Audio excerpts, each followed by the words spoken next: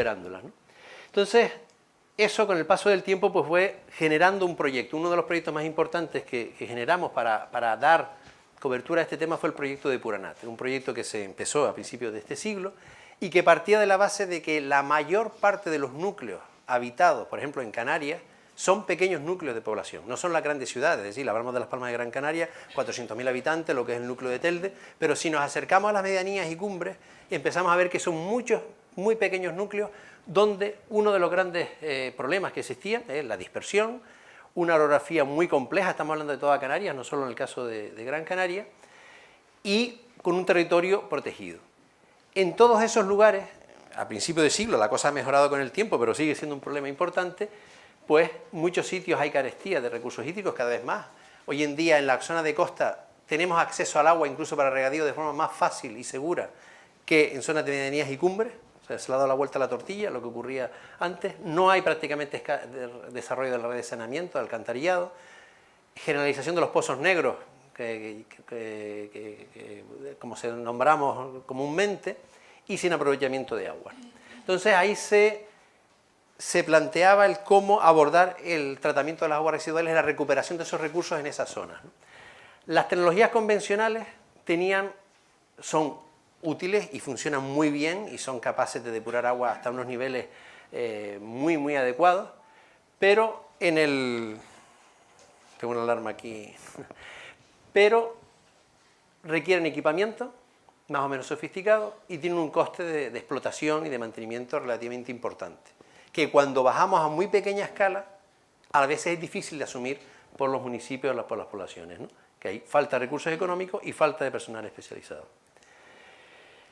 Hay que entender que la depuración convencional es una depuración aerobia, es decir, nosotros forzamos el sistema, las aguas residuales que nos llegan cargadas de materia orgánica y de residuos, forzamos el sistema aportando energía, ya sea para oxigenar, para mover el agua, para que consumiendo energía consigamos, la DBO significa materia orgánica, un indicador de materia orgánica, consigamos eliminar materia orgánica, es decir, y la eliminamos en forma de dióxido de carbono y microorganismos que crecen en nuestro sistema. La mayor parte son lodos, es decir, generamos lodo y conseguimos en muy poco espacio depurar el agua, pero es muy eficiente. Pero esta es la característica. Cuando nosotros trasladamos las tecnologías convencionales a gran escala, que se utilizan depuradoras como la de Barranco Seco, que se utilizan bien operadas, funcionan muy bien, la depuradora del sureste, que también es un ejemplo de buena depuración, que conseguimos niveles de calidad muy altos.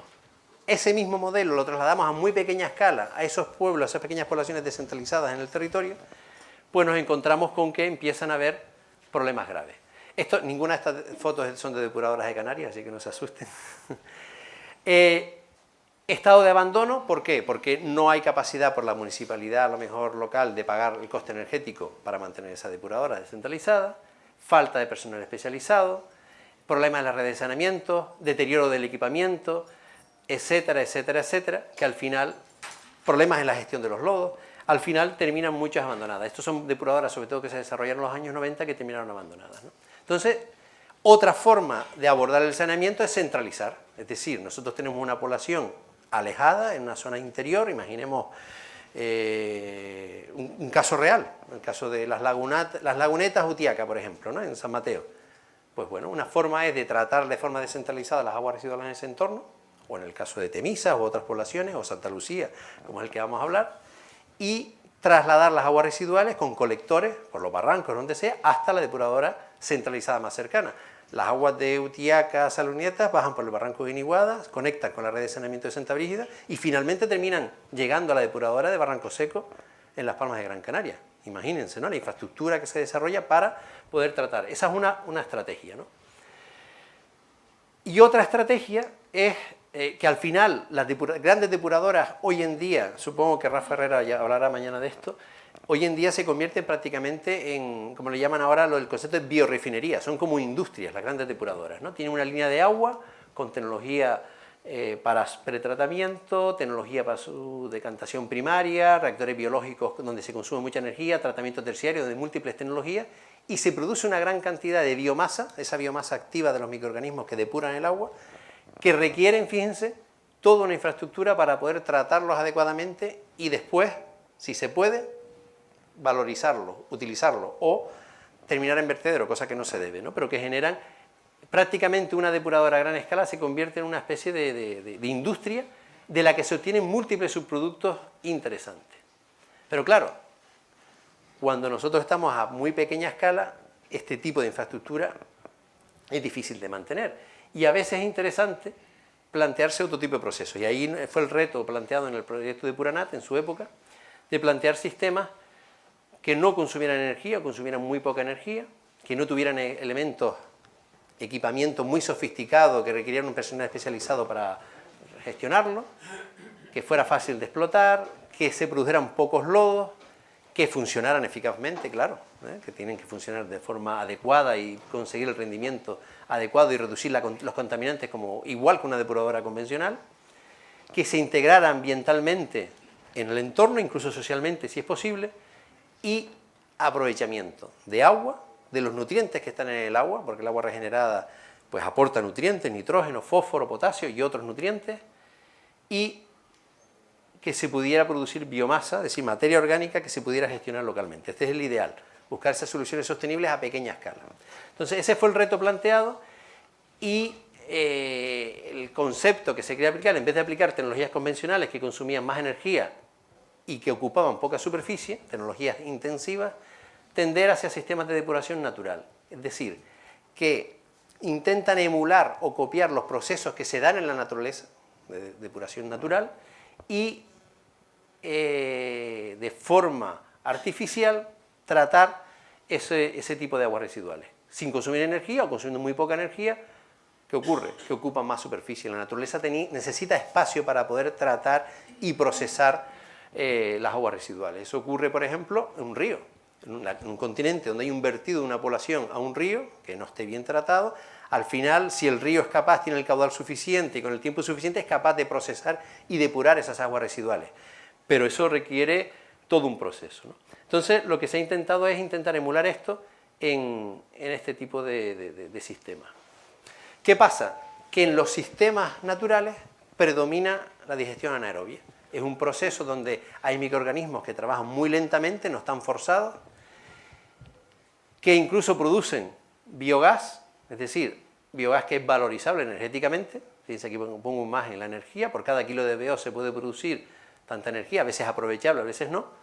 En esto entra en juego el metano, que el metano es un problema en el sentido de que al estudiar lo que hace este efecto invernadero, nosotros estamos reduciendo el consumo energético, no consumimos energía, pero si tenemos un proceso sin oxígeno, producimos metano. Y el metano tiene una capacidad de efecto invernadero 25 veces más que el CO2. Entonces, hay que tener cuidado cómo se gestiona. Si se puede gestionar, valorizar y aprovechar, pues mucho mejor, ¿no? Y prácticamente no se producen muy pocos lodos, es decir, la biomasa activa que se produce con un sistema de este tipo es mucho menor, con lo cual vamos a tener sistemas que predominantemente sean anaerobios. Entre las tecnologías más simples, pues bueno, tecnologías que se vienen utilizando tradicionalmente hace muchos años, ¿no?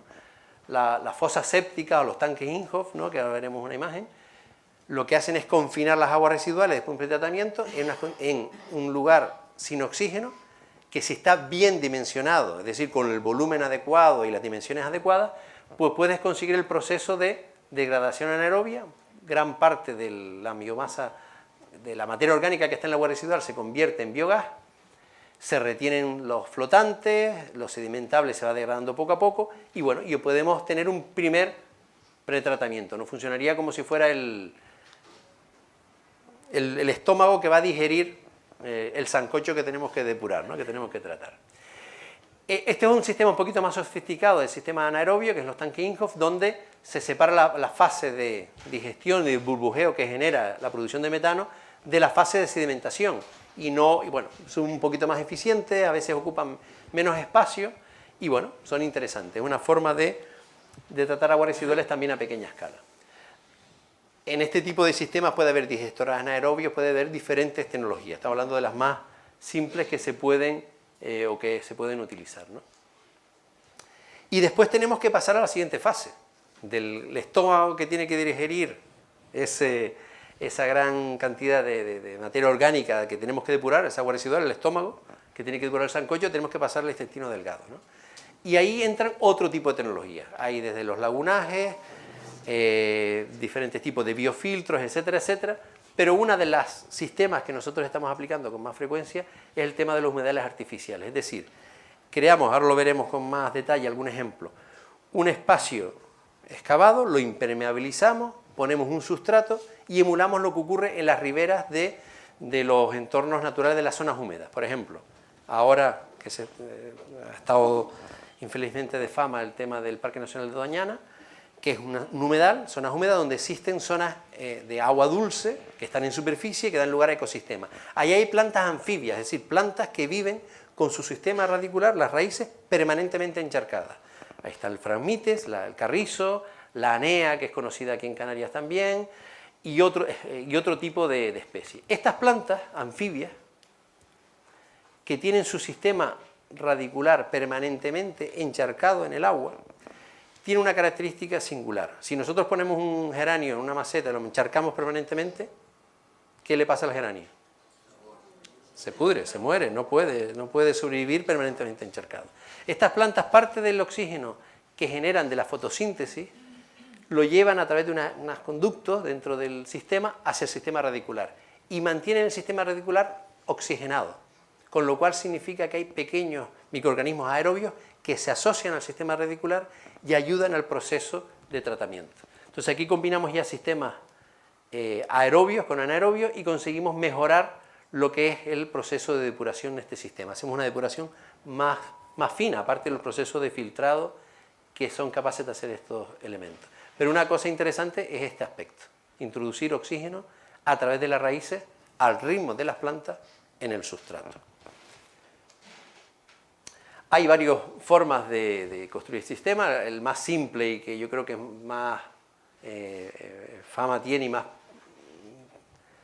común es el de los humedales de flujo horizontal, su superficial horizontal, es decir, creamos un lugar confinado, impermeabilizado, se introduce un sustrato, en este caso es grava, esta ya es una imagen de Santa Lucía, del sistema que está en Santa Lucía, grava, pero puede haber otro tipo de sustrato, se puede experimentar con ellos, donde se controla el nivel del sistema de forma tal de que el agua, por eso se habla de flujo subsuperficial, esté por debajo del nivel del sustrato, es decir, el agua no es visible, pero está fluyendo debajo del sustrato. El sustrato tiene que tener huecos, no podemos usar una grava muy fina o una arena, porque dejamos muy pocos huecos, será muy eficiente a nivel de filtrado, pero no a nivel de conductividad hidráulica, de que el agua circule por él y no se colmate con el tiempo.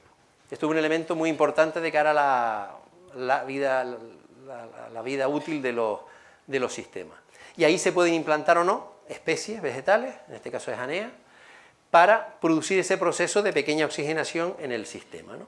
Y obtener el agua en una arqueta de salida y bueno, se dimensiona una superficie determinada dependiendo de la capacidad de depuración que queremos tener. Y después de un tratamiento primario, ese estómago que hablábamos de la digestión anaerobia previa, ¿no? Para que los sistemas no se sobrecarguen y sea capaz de tratar el agua adecuadamente.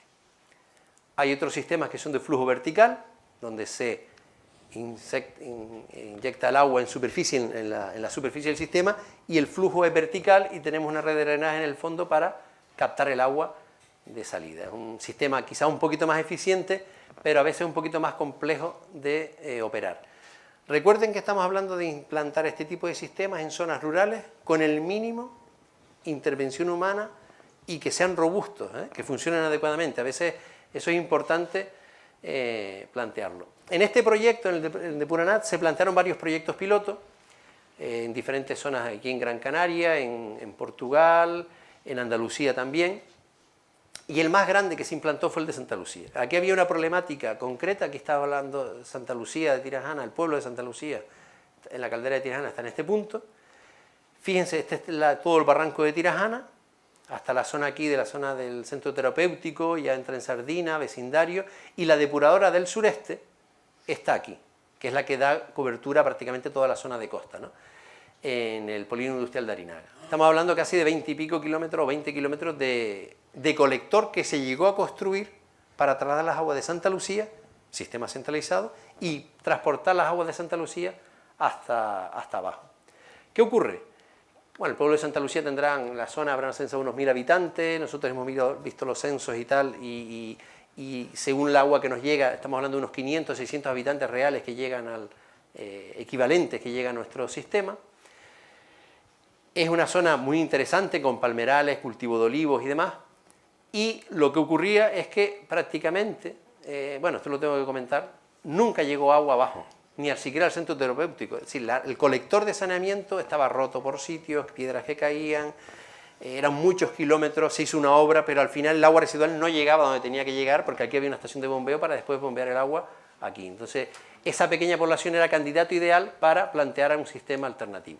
Entonces, aquí se aprovechó una infraestructura que había, una cámara de cementación, y se aprovechó en este proyecto para hacer un proyecto piloto con la Mancomunidad del Sureste de Gran Canaria y el Ayuntamiento de Santa Lucía y el CENTA de Andalucía, para montar un sistema piloto que tratáramos parte del agua residual en esta zona. Al final terminamos tratando el 100% del agua de Santa Lucía aquí y el colector se anuló, el que bajaba hacia la costa.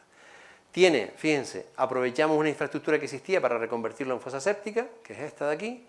Se montó un pequeño tanque Inhofe también, que es complementario, 2 humedales de flujo vertical, de uso alternativo, un humedal de flujo horizontal, este tiene 300 metros cuadrados y estos cada uno 150 metros cuadrados, y una balsa de almacenamiento. Pensemos que esta obra, este trabajo, se inició entre los años 2006 y 2008. Se tuvo que acondicionar la zona, había una palmera canaria aquí que se respetó, y ya verán, se quedó incorporado en la balsa de almacenamiento. Curiosamente, este barranco, ¿saben cómo se llama este barranco que está aquí? Donde se implantó la depuradora natural. Barranco de la Cagarruta. Simpático, ¿no? Pero bueno, pero es así, se llama así. Es un afluente del barranco de Tirajana, ¿no? Y aquí se hizo esta implantación, ¿no? Aquí se colaboró con la gente del CENTA de Andalucía, algún arquitecto para el tema de la integración paisajística, y ahí, bueno, tenemos 2 humedales de flujo vertical y nuestro humedal de flujo horizontal y la balsa de almacenamiento. Entre 2006 y 2008. En verano de 2008 se puso en servicio, se intentó dosificar una pequeña cantidad de agua al sistema para ir probando a ver si esto realmente funcionaba o no, porque lo que nosotros queríamos era probar, experimentar con el sistema, pero bueno, como el colector tenía tantos problemas, al final terminamos tratando el 100% del agua aquí, y bueno, desde esa época tuvimos algunos problemas, por ejemplo, con el tema de las lluvias, es decir, el área de Santa Lucía no tiene redes separativas, las redes son unitarias, es decir, cuando llueve, todas las aguas pluviales llegan al sistema, y eso genera problemas muy graves, ¿no? Y más en estas zonas áridas, donde prácticamente no llueve, y cuando llueve son días puntuales al año, con lluvias más o menos fuertes, torrenciales, ¿no? Hubo que crear aliviaderos y demás, pero bueno, se ha ido gestionando durante el tiempo. Es un sistema totalmente pasivo, no tiene ni siquiera acometida eléctrica, no hay consumo de energía de ningún tipo, todo funciona por gravedad, aquí hay una pequeña reja de desbaste, la fosa séptica y bueno, todos los diferentes pasos que va pasando el agua hasta la balsa de almacenamiento final.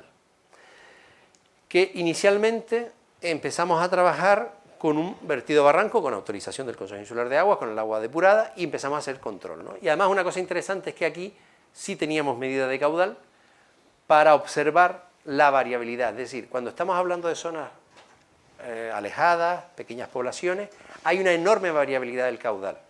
Entre semana, fin de semana, diferentes horas del día, entre los días, fíjense, las variaciones de caudal importantes que tenemos aquí. Ahí hay un pico, por ejemplo, que se sale totalmente de escala, que es el vaciado de la piscina municipal, por ejemplo, ¿no? Que va también a la red de saneamiento y va al sistema. Eso genera problemas. Pero lo que sí observamos es un caudal creciente con el paso del tiempo, un caudal pequeño, pero otra característica que nos encontramos en las aguas residuales en zonas rurales de Canarias sobre todo, y en Canarias en general, es altamente concentrada. Es decir, una depuradora normal en una zona urbana, para lo que se diseña en la depuradora, fíjense que aquí estamos hablando de unos 700 o más de 700 de media de demanda bioquímica de oxígeno, es decir, es un indicador de cantidad de materia orgánica, concentración de materia orgánica que tiene el afluente. Normalmente en una depuradora residual, una zona urbana, bueno, con turismo, con actividad, donde el consumo de agua es las pautas normales, y para lo que se diseña la depuradora está entre 450 y 500 como mucho. Y en cambio aquí nos encontramos un agua poco caudal, pero muy concentrada, ¿vale? Y además lo hemos medido a lo largo de los años, estos son diferentes campañas de medición desde el principio, y que se mantiene a lo largo del tiempo. Esa es otra característica de las aguas residuales de nuestro sistema. Aquí datos de 2018 y seguiremos, después pondré datos más actuales, ¿no? Aquí lo que conseguimos con el tratamiento primario, fíjense que de 700 de concentración hemos pasado a 400. Aquí ya hemos adaptado el agua residual urbana de Santa Lucía, la hemos convertido en un agua residual más parecida al agua residual urbana de una depuradora normal, de una gran área urbana, de un área de las grandes, ¿no? A nivel de concentración.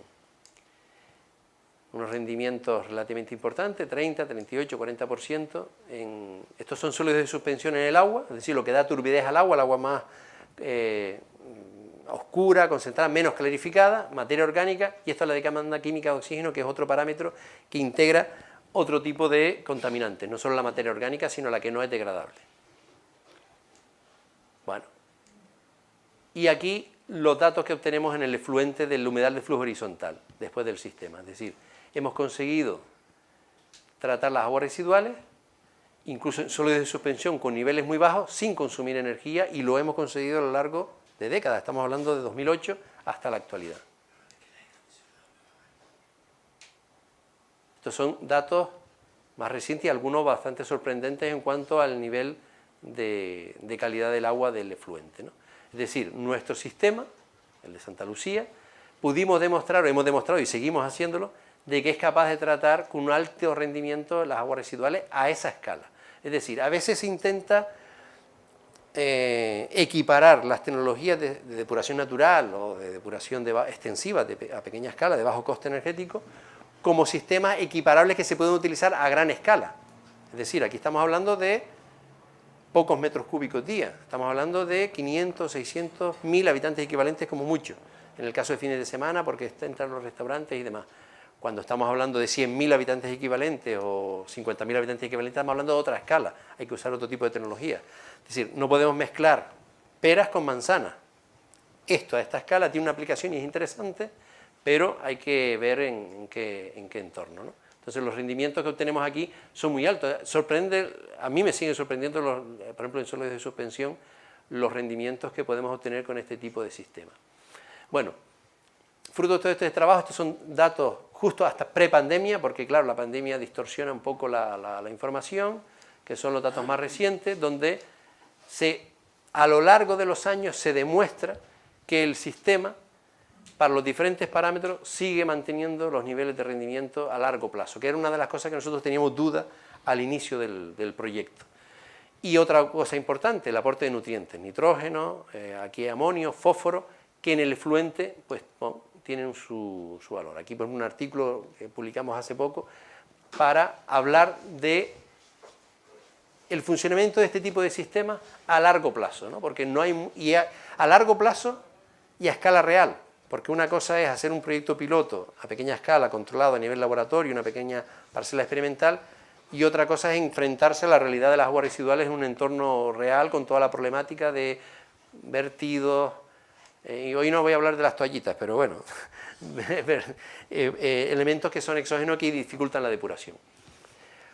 Otra de las cosas que se ha hecho para seguir investigando, porque para nosotros es un elemento clave el de Santa Lucía para investigar y generar conocimiento, es evaluar diferentes fenómenos. En este caso con la Universidad de Las Palmas de Gran Canaria, oye, alguien nos podía decir, oye, si vas a reutilizar el agua, oye, hay residuos, no solo materia orgánica, por ejemplo, los contaminantes emergentes que se llaman, ¿no? Que no están legislados, de fármacos, otro tipo de sustancias que están en el agua residual, porque nosotros cuando tomamos un medicamento al final lo evacuamos por la orina a concentraciones muy bajas, pero al final termina la corriente de aguas residuales, y cómo se tratan en el sistema. Aquí la Universidad de Las Palmas de Gran Canaria ha hecho un trabajo muy interesante en el proyecto Adaptares que hablábamos, ¿no? Bueno, en vez de tener un prejuicio hacia el agua residual tratada o el agua regenerada, por si acaso me contamino, vamos, los prejuicios se combaten con información, vamos a estudiarlo.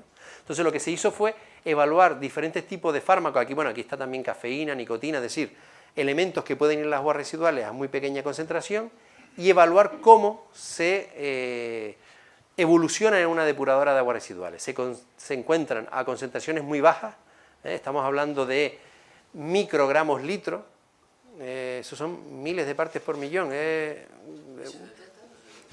que el problema es que, el problema no, la ventaja es que en nuestras, por ejemplo, en nuestra universidad, la Universidad de Las Palmas de Gran Canaria, tiene capacidad analítica y equipamiento para detectar no solo microgramos litro, sino nanogramos litro y más allá. Es decir, son fármacos ya que son residuales que ya han hecho su uso. Exactamente. Entonces, y en la corriente de aguas residuales, donde nosotros emitimos cientos de metros cúbicos, miles de metros cúbicos al día, en esa son capaces de detectar. Hay todo un proceso para preconcentrar las muestras y poder después analizarlas. Entonces, evaluar diferentes tipos de residuos de fármacos, algunos de antibióticos, otros de antiinflamatorios, los más usados, ¿no?, en la población, para ver cómo realmente se deterioran. Y lo que es curioso es que tanto en los sistemas convencionales, esto es un esquema de la depuradora del sureste, como en los naturales, que tienen un tiempo de residencia, esos compuestos mayor en el sistema y da más tiempo a los microorganismos de degradarlos, se consiguen unos niveles muy altos de eliminación y prácticamente, pues bueno, en algunos casos poco detectables, o niveles muy bajos de detección, ¿no? Quizá los antiinflamatorios son los más resistentes a esa degradación, pero no olvidemos que estamos hablando a nivel de microgramos litro, nanogramos litro, es decir, ni siquiera en las concentraciones en agua bruta son relevantes, pero bueno, los analizamos para ver cómo se degradan en el sistema, ¿no?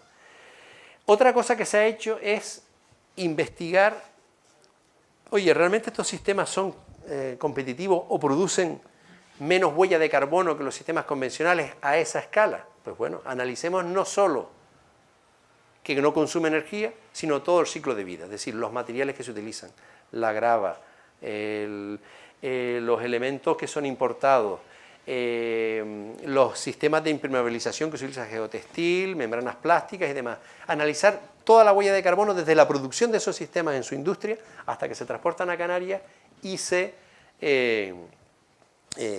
aplican y se construyen, ¿no? Y así, bueno, evaluar la huella de carbono que nos permita después compararlo con otro tipo de tecnología. Eso es otro trabajo que se ha hecho en el caso de Santa Lucía y nos sirve de aprendizaje. Y más cosas, no voy a extenderme mucho más. Pero la depuradora de Santa Lucía se ensarta en un entorno. Es decir, podemos probar la tecnología, después de tantos años seguimos conformando, aquí está la depuradora, seguimos evaluando que es un sistema que funciona, pero está en un entorno que son los palmerales del barranco de Tirajana, y la agricultura también y la tradición asociada al barranco de Tirajana, sobre todo ligada al cultivo del olivo, ¿no?, para la aceituna de mesa por un lado y la producción de aceite por otro, que a partir de hace algunos años se está desarrollando.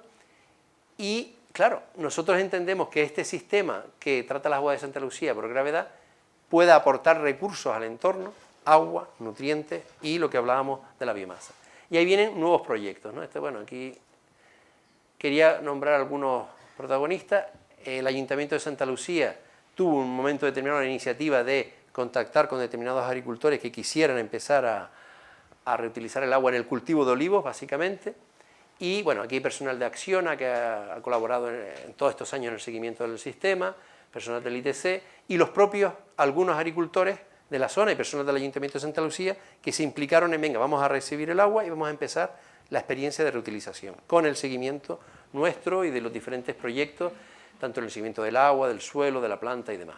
Y eso nos ha dado estos son fincas que reutilizan el agua de Santa Lucía, en ese cultivo de frutales, no solo olivo, que es el principal para producción de aceite, sino algunos otros, y que le damos acompañamiento para, de alguna forma, por nuestra parte, comprobar que se puede hacer una reutilización segura y cuáles son los beneficios de este sistema. Tengamos en cuenta el contexto de Santa Lucía y el contexto creciente, es decir, cada vez no es solo que no llueva o que llueva menos, el acceso al agua es más difícil, sino las condiciones climáticas que tenemos y que estamos teniendo estos días implican, incremento de temperatura, incrementan mayor evaporación del agua, mayor evapotranspiración por parte de las plantas, es decir, no solo es que no haya agua para regar, sino que las plantas necesitan más agua para superar el estrés hídrico, por las condiciones ambientales. Es decir, no es solo un problema de cantidad, existente de agua, disponibilidad de agua, sino que las plantas van a requerir para superar el estrés hídrico más agua. Entonces, el acceso al agua en este entorno es muy difícil. Y muchas de estas fincas, si no fuera por el sistema de depuración de Santa Lucía, no existirían. Es decir, no se plantarían olivos, se abandonarían por la dificultad del acceso al agua. Aunque ahora hay una conducción, por ejemplo, que bombea agua desalada desde abajo de la desaladora del sureste, bombeo hasta 900 metros de altura, ¿no?, que llega a esa zona, que era para dar seguridad al abastecimiento público de Santa Lucía y del entorno, pero que bueno, que al final también se da acceso a agua agrícola. Pero imagínense, estamos hablando de salar agua de mar, es como bombear agua a 600 metros de altura. Y aquí la estamos bombeando, después de desalarla, a 900. Imagínense el coste energético, la huella de carbono que tiene incorporado cada metro cúbico de agua desalada que se lleva hasta cota tan alta, ¿no? Entonces lo lógico sería pensar, oye, vamos a aprovechar los recursos que tenemos en el entorno y los otros también, ¿no? Bueno, aquí por ejemplo se ha desarrollado un trabajo aplicando tanto el Real Decreto 1620 de reutilización como el nuevo Reglamento Europeo, haciendo seguimiento no solo del agua, sino también del fruto producido en diferentes parcelas, algunas que se dan con agua regenerada de la depuradora, otras no, para evidenciar que no existe contaminación microbiológica en los productos y que, bueno, que las características de la aceituna en este caso pues son compatibles y son de buena calidad. Una de las características que tiene es que los agricultores que reutilizan agua no o reducen muchísimo el aporte de nutrientes, prácticamente no tienen que echar nutrientes ni porque ya en el agua residual se aportan, ¿no?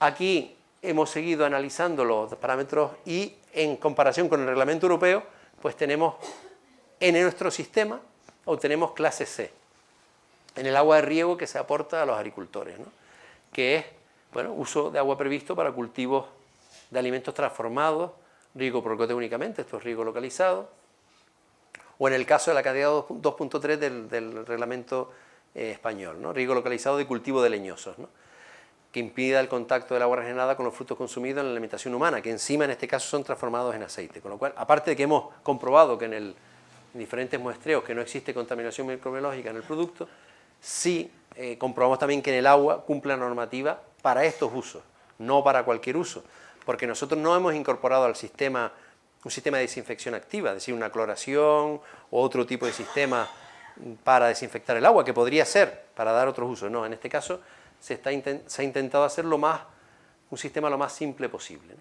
Y aquí es donde surge, avanzando, el proyecto Vercochar, que estaba en el título del proyecto. Es decir, aparte de reutilizar agua y aportar nutrientes de forma segura y demostrarlo y hacer seguimiento, ¿cómo podemos ahorrar agua y mejorar, que es el objetivo, uno de los objetivos que por lo menos desde el ITC nos planteamos, mejorar la retención de agua en el suelo, inclusive en el contexto que tenemos de cambio climático, de incremento de la evaporación, etcétera, etcétera. En Adaptares probábamos el tema de trabajar con sistemas de riego enterrado y demás, pero aquí en el proyecto Vercochar, que es un proyecto que lidera, porque todavía no ha terminado, el ICIA, el Instituto Canario de Investigaciones Agrarias, es trabajar el suelo, mejorar el contenido de materia orgánica en el suelo con diferentes elementos residuales que tenemos en el entorno, sin tener que traerlos de otro lado, tratarlos, incorporarlos al suelo para que funcione más como una esponja que retenga agua, el agua que regamos tenga un mayor tiempo en el suelo, se retenga más agua, ¿no? El proyecto Vercochar parte de la degradación generalizada que hay de los suelos, de la necesidad de concienciar sobre la reutilización de los residuos orgánicos para incorporarlos al suelo. La materia orgánica residual no es un residuo, es un recurso que podemos y debemos tratar para incorporarlo al suelo, para mejorar su retención hídrica, los nutrientes y demás, porque son la base para después la alimentación posterior y que el suelo tenga salud. Y una característica que se está evaluando también, que es la capacidad del suelo para fijar carbono de la atmósfera, secuestrar carbono. Se dice que el segundo sumidero después del mar de carbono en el planeta Tierra es el suelo, ni siquiera los bosques.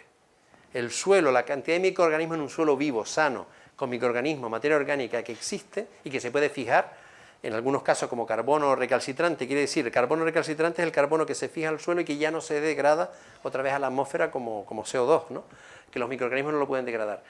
El suelo es fundamental en la lucha contra el cambio climático, pero también para adaptarse. Y bueno, el caso del biochar es precisamente producir con esa materia orgánica residual carbono recalcitrante para molerlo e incorporarlo al suelo y mejorar la retención hídrica en el agua, ¿no? Este es un proyecto que tiene varios objetivos específicos y no me voy a extender porque trabaja desde evaluar el potencial de residuos orgánicos en diferentes zonas, cómo tratarlos, cómo aplicarlo experimentalmente, que es de lo que yo voy a hablar ahora, y bueno, y difundir, cualificar a las personas. Entonces, en este objetivo, nosotros hemos trabajado concretamente con biochar, es decir, carbón, es producir carbón vegetal, producido por pirólisis, el carbón vegetal que se suele producir que hay carboneros que lo producen para la barbacoa, pero en este caso no para quemarlo, sino para incorporarlo al suelo. Aquí habla de varias cosas, ¿no? El secuestro de carbono cuando se aplica como enmienda, mejora la capacidad de retención de agua, eso es lo que nosotros hemos querido evaluar, importante en zonas con poca disponibilidad de agua, para aprovechar mejor, o en agricultura de secano. Estos proyectos son proyectos de cooperación territorial, no solo de Canarias, sino también con Cabo Verde o con otro entorno africano. Y aquí ya hay poco, ¿no? Existía en su época, pero la agricultura de secano todavía es muy importante en los países de nuestro entorno. La gente siembra, en Cabo Verde, por ejemplo, siembran millo, judías y demás, y si llueve en verano, nace, hay lluvia suficiente, pues se recolecta esa cosecha. Pero en el contexto que estamos, que primero que llueve menos y que encima hay más evapotranspiración, al final la agricultura de secano cada vez tiene más problemas, ¿no? Entonces, una de las estrategias sería mejorar la capacidad de retención de agua del suelo para superar ese proceso. Y después, cuando se produce el carbono, porque hay un combustible, se quema algún residuo, el carbono fijado en el suelo debe ser superior al que estamos quemando en esa materia, ¿no? Esa es un poco la idea, ¿no? Entonces, aquí, en este proyecto, ¿cómo vamos de tiempo, Baltasar? Pues, me queda tiempo todavía, ¿no? Bueno, entonces vamos bien. En el caso concreto, aquí trabajamos con Canarias y con Cabo Verde, y aquí nombraré el caso de la importancia. Fíjense que en Santa Lucía la planta que tenemos incorporada es la ANEA, la TIFA. La ANEA se encuentra en el barranco de Tirajana o en estanque de forma natural, incluso está en la época, ya se sabe que los antiguos canarios utilizaban la ANEA y el junco para hacer determinados utensilios y lo trenzaban. Y en caso concreto de Santa Lucía, existe prácticamente el último artesano que queda, que trabaja la ANEA en Canarias, por lo menos en Gran Canaria, que además bastante mayor, Juanito Ramírez, que trabaja la ANEA en esa zona. Y él utilizaba la ANEA, pues bueno, de por ahí del barranco. Entonces nos ocurrió incorporar la ANEA en el sistema para que tuviera mejor accesibilidad al aprovechamiento de la ANEA, pero después, bueno, después lo veremos, después evidentemente aquí esto produce muchísimo más ANEA de la que puede un artesano aprovechar, ¿no? Pero por eso fue la idea.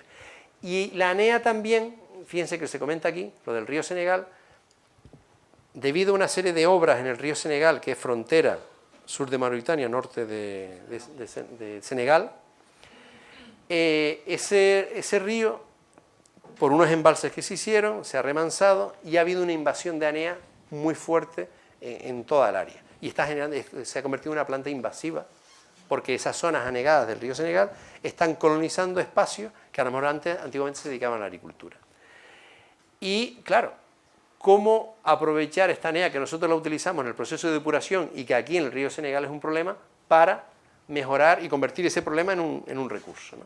Bueno, entonces una de las estrategias es la producción de biochar, es usar la ANEA para producir carbón, para introducirlo al suelo, mejorar la retención del suelo, de agua en el suelo, ¿no? En el caso de Canarias, con podas de palmera, en Santa Lucía la gestión de la poda de palmera es un problema, también por el tema de las plagas y demás, usarlo para producir carbón o combustible en ese proceso, evidentemente pues inertiza totalmente la poda de palmera, las podas de olivos, que es el residuo que tenemos en el entorno, y la propia tifa, ¿no? En el caso de Cabo Verde, por ejemplo, nos encontramos con otra problemática distinta, que es el bagazo de caña dulce. Ahí se cultiva todavía mucha caña dulce para producir un aguardiente de caña, que es el grog, y en la época hay una gran cantidad de bagazo de caña que se produce y que se puede gestionar. Hay leñas de acacia, en este caso hemos trabajado también con lodos de depuradora, y bueno, una experiencia similar con residuos diferentes se han aplicado en ambos entornos. En el caso de Santa Lucía, como comentaba, fíjense la ANEA al inicio de implantarla, cómo crece, estamos hablando de septiembre de 2008, marzo de 2009, el nivel de crecimiento es bastante importante. El primer corte que se hizo en 2009, aquí Juanito Ramírez recolectando ANEA, y fíjense, esto es julio de 2009, 1 de julio, y esto es agosto de 2009.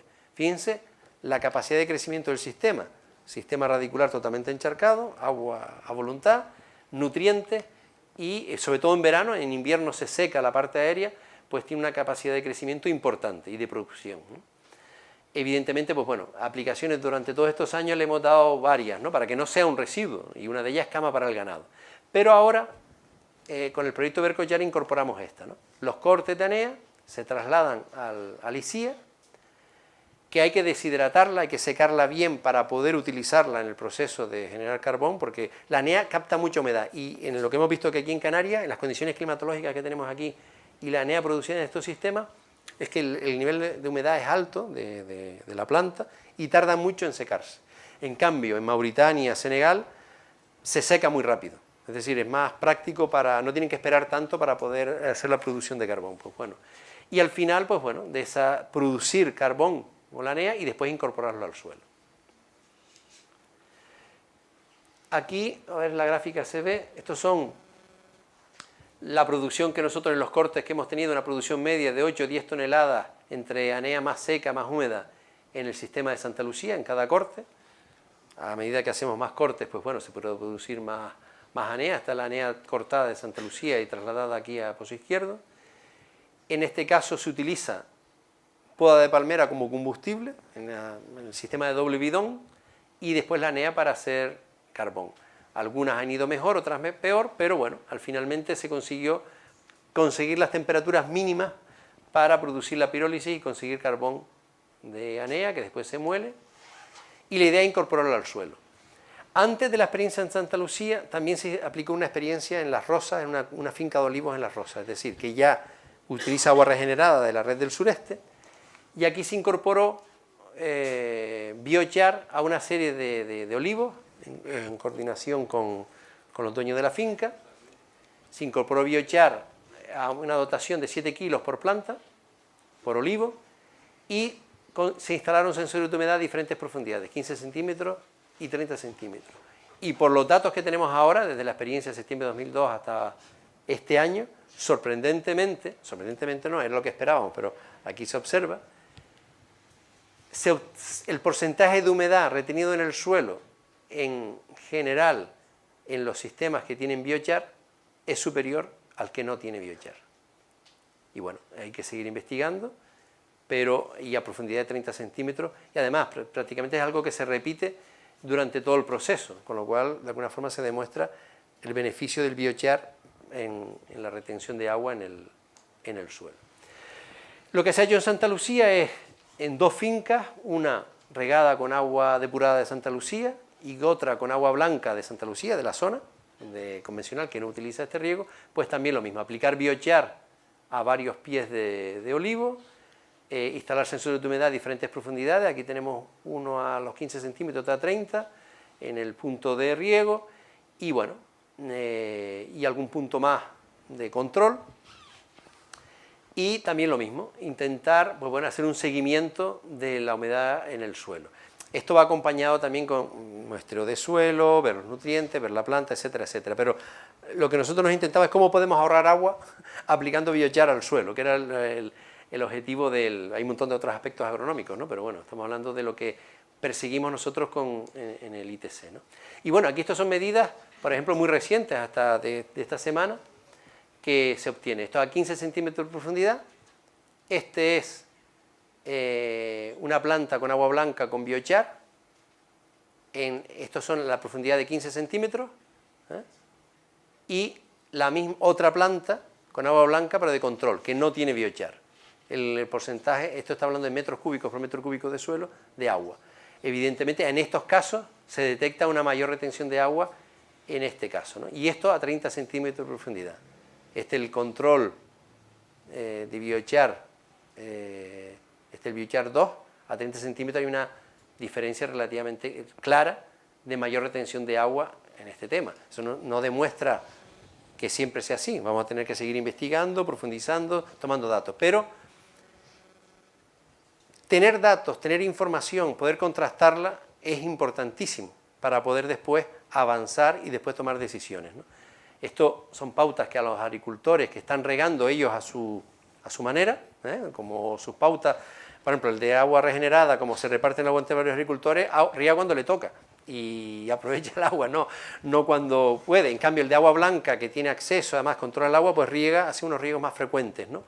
Y a lo mejor resulta que puede ahorrar agua o espaciar los riegos, o en condiciones climáticas adversas, tener la planta en mejores condiciones para su supervivencia, ante una situación de ola de calor o cualquier otro tipo, ¿no? Entonces, tener esta información que muchas veces se hace intuitivamente es importante. Este, por ejemplo, es el estado del que tenemos de control a 15 centímetros, es decir, un punto de medida que hemos puesto donde ni se riega ni se hace nada, tanto a 15 como a 30 centímetros, ¿no?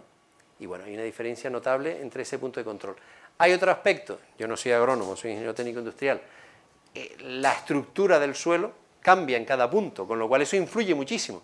Por eso, claro, no podemos decir que esto es una receta, pero que sí indica que puede ser interesante este tipo de estrategia de un residuo local, o que podemos considerar un residuo, transformarlo para mejorar la retención de agua en el suelo. Yo creo que es una estrategia interesante. En el proyecto Vercochar no solo se trabaja con biochar, también con compost, con vermicompost, en la misma línea, con lo cual no tiene por qué ser solamente esta técnica, ¿no? En este caso, porque nos interesaba, vinculado sobre todo al caso del río Senegal y el residuo que tenemos en Santa Lucía, ¿no? Aquí otro caso, en este caso comparando un control de agua blanca con biochar y este control, ¿no? Es decir, aquí se ve claramente una mejor retención en este caso concreto, ¿no? En este de agua regenerada tuvimos problemas con el sensor, pues vemos que riega con otras pautas en el mismo periodo, riega cuando le toca el agua, riego gasta todo el agua la semana que le toca el agua, pero en el periodo entre que riega y vuelve otra vez a regar, pues hay una situación de déficit hídrico importante, ¿no? Este es con biochar, ¿no? Bueno, aquí hay una posibilidad de mejora, ¿no? O riego más frecuente, almacenar agua o buscar la forma, ¿no? Pero bueno, lo importante es seguir tomando medidas, estos son datos preliminares, para seguir avanzando. Esto es el caso de Santa Lucía, un poco lo que se está haciendo en Santa Lucía y que continuaremos, seguiremos trabajando en este sistema. Donde, pero para atrás, conclusiones, hemos demostrado que este tipo de tecnología es aplicable, viable y sobre todo a largo plazo, en el tiempo, y que podemos innovar y podemos implicar a la población local, en este caso los agricultores, en la mejor gestión, pues, del agua, de los residuos, de la biomasa, ¿no?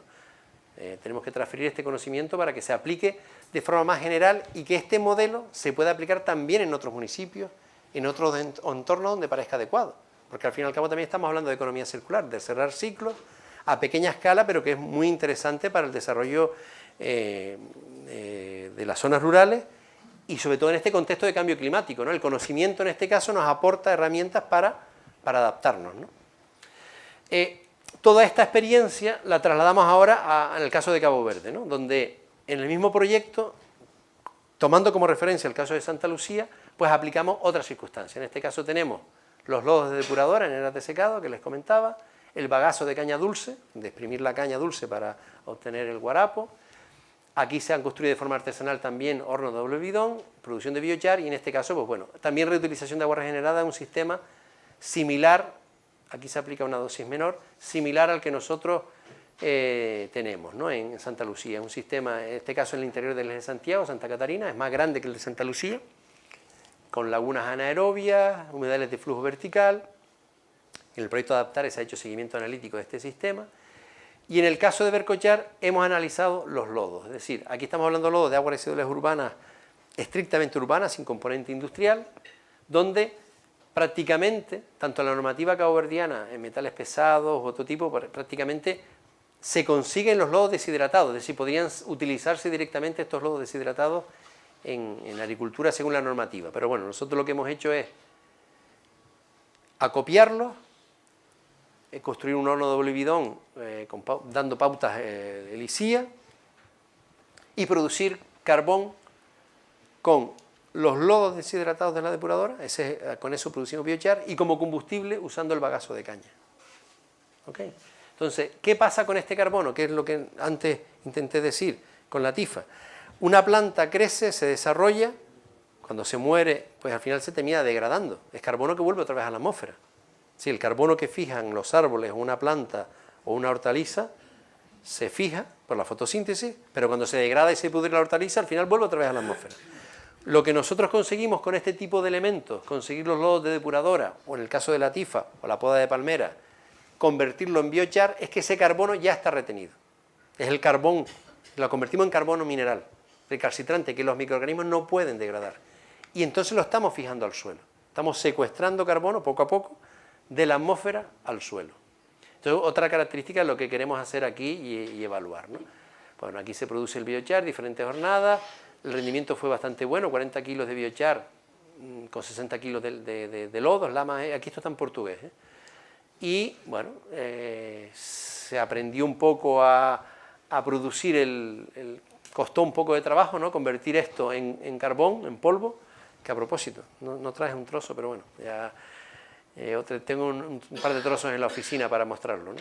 Y ver, conocer el carbono estable que realmente se fija, ¿no? Aquí el carbono producido con el lodo tiene nutrientes, que tienen más nutrientes que incluso los otros que hemos obtenido de la NEA o de otro tipo o leña de acacia, ¿no? Pero bueno, que es un aporte al suelo también interesante, ¿no? Bueno, la aplicación y después en este caso una experiencia con millo, ¿no? Con una parcela experimental que montamos en Adaptares, donde podemos controlar el riego en diferentes parcelas, unas con biochar y otras de control, y evaluar con la reutilización del agua de la propia depuradora, pues bueno, los resultados, ¿no? Aquí tuvimos una afección de plagas, es un problema. Esta agricultura, este cultivo de millo es el cultivo que se hace de secano en prácticamente todo el país antes del verano. Aquí lo estamos intentando hacer en regadío, pero en épocas donde prácticamente no hay nada verde en el entorno y las plagas afectan, esto es una especie de lagarta, ¿no? Como llaman ellos, una oruga, que afecta muchísimo al millo, que afectó al sistema. Pero bueno, independientemente de eso se obtuvo lo que es la información, el pesado, extraer las muestras diferentes del control y demás para obtener algunas conclusiones, ¿no? Tuvimos un problema de poca supervivencia debido a la plaga, pero lo que sí se detectó que la aplicación de biochar mejoró la supervivencia y el estado de la floración, ¿no? de los sistemas. Respecto a la altura de la planta, el número de hojas, no hubo diferencia significativa. En general, la parte de hoja, mayor peso de las plantas cultivadas con biochar, el resto no hay mucha diferencia. Hay diferencias significativas en el número de piñas de millo por planta, es decir, el control produce, es decir, el que no tiene biochar, más número de espigas que el de biochar, pero en las que se aplicaron con biochar, la mayoría de las espigas, como dicen allá, las piñas de millo, son comerciales. Están granadas, están grandes, en cambio, las del control, la mayor parte, el 60% son para desechar, de destrío, no son comerciales. Y en cambio las de biochar, más del 60% sí son comerciales, es decir, menos espigas pero de mejor calidad. Pero bueno, esto es un dato preliminar. Y en otros aspectos pues no se han detectado, lo cual, bueno, ahí es una manera de ir avanzando, ¿no? Y el resto de parámetros, pues no hay conclusiones significativas. Ahora estamos empezando con una nueva experiencia con sorgo, que es un cultivo interesante porque esto es de este año, fíjate, son fotos del 20 de septiembre. Es un cultivo que, aparte que se puede utilizar para la alimentación humana, también se puede utilizar como alimento para el ganado. Es decir, una de las grandes crisis que tenemos aquí también es el alimento de producción de forraje, de forma económica y accesible, porque hay una crisis en general alimenticia para ese tema. Y en este caso el sorgo permite cortes frecuentes. Aquí este es el primer siembra, nosotros ya hemos tenido otra experiencia en otra depuradora en Cabo Verde, donde hacer 6, 7 cortes cada X meses sin volver a replantar el sorgo, ¿no? Y con una garantía y una seguridad y una calidad del producto interesante, ¿no? Bueno, esta es la experiencia con la que estamos actualmente y nada, muchas gracias por su atención.